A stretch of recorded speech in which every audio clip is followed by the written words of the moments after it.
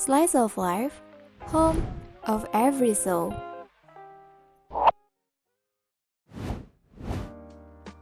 Menyikapi media sosial dalam memberikan informasi terkait pandemi, Febri dan Selina diminta untuk menanggapi informasi yang cukup viral mengenai isu COVID-19. Bagaimana tanggapan mereka?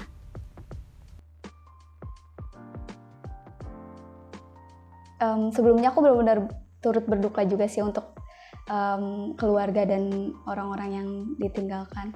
Cuman kalau buat aku sendiri, aku paham dan aku merasa ngeh gitu ya, bahasa ininya mah ngeh gitu kalau semisal akhir-akhir ini emang banyak banget yang ke-up itu emang berita yang cukup ini. Cuman kalau misalnya dari aku sendiri, berita-berita yang kayak gini itu aku jadiin kayak semacam reminder aja sih buat diri aku sendiri, yang paling pasti buat diri aku sendiri dan juga buat teman-teman terdekat, dan mungkin ini juga bisa jadi reminder buat orang-orang yang emang mereka pembuat kebijakan gitu.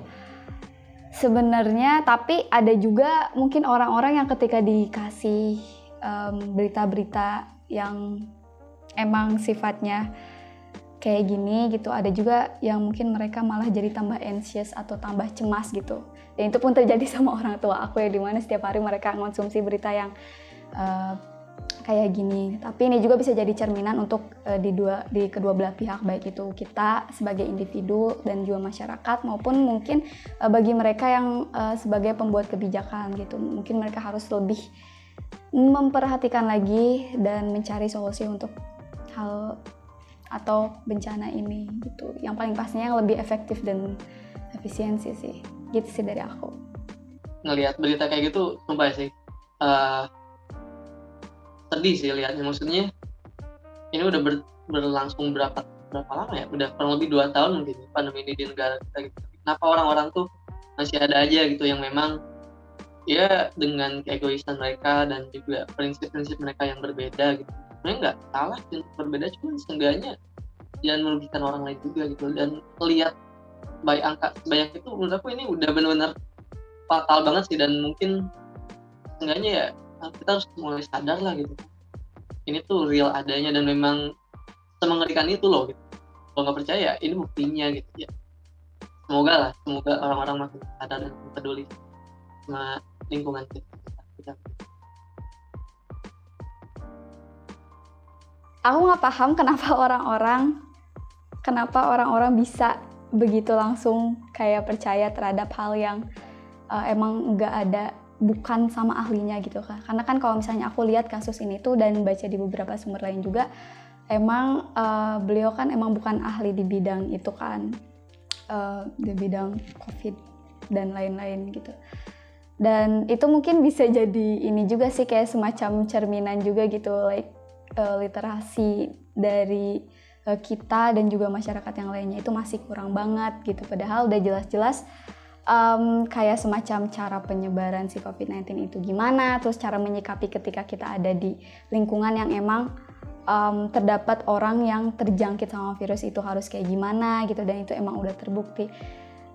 Sebenarnya aku untuk berita-berita yang kayak gini tuh biasanya aku nggak paham gitu kenapa masih ada dan ada orang-orang yang kayak gini gitu. Gimana ya, aku juga bingung. Mungkin itu juga ada kaitannya mungkin sama kalau semisal emang di kita kan, kalau di lingkungan aku sih ya, kalau di lingkungan aku kalau semisal ada satu orang yang emang udah dipercaya bisa segala hal gitu, orang-orang itu akan percaya benar-benar orang itu bisa menyelesaikan semua hal tuh, literally benar-benar semua hal, meskipun itu bukan hal atau bukan di bidang yang dia expert gitu. Semoga hal ini nggak kejadian lagi ya, kasus kayak gini, karena miris sih bacanya, tapi kasihan juga. Buat video yang ini atau informasi yang ini, jujur sih agak mencengangkan gitu ya. Maksudnya kenapa kalau misal oke lah kalau misalkan Anda punya prinsip yang berbeda, atau misalkan dalam tanda kutip kepercayaan akan suatu hal yang berbeda gitu ya, itu silahkan gitu. Anda percaya COVID atau enggak ya itu terserah Anda. Cuman jangan mentang-mentang punya hal yang berbeda dan akhirnya menantang diri kayak gitu sih menurut aku. Lihat faktanya aja udah jelas gitu kan, dan mungkin kenapa harus melakukan sampai sejauh itu gitu. Maksudnya ada cara lain kan yang bisa membuat dia tuh mencari tahu akun kebenaran tapi nggak sampai merugikan diri juga gitu, yang akhirnya fatal buat diri mereka juga sih. Dan menurut aku ini semoga nggak ditiru sama orang lain sih, jadi pelajaran aja.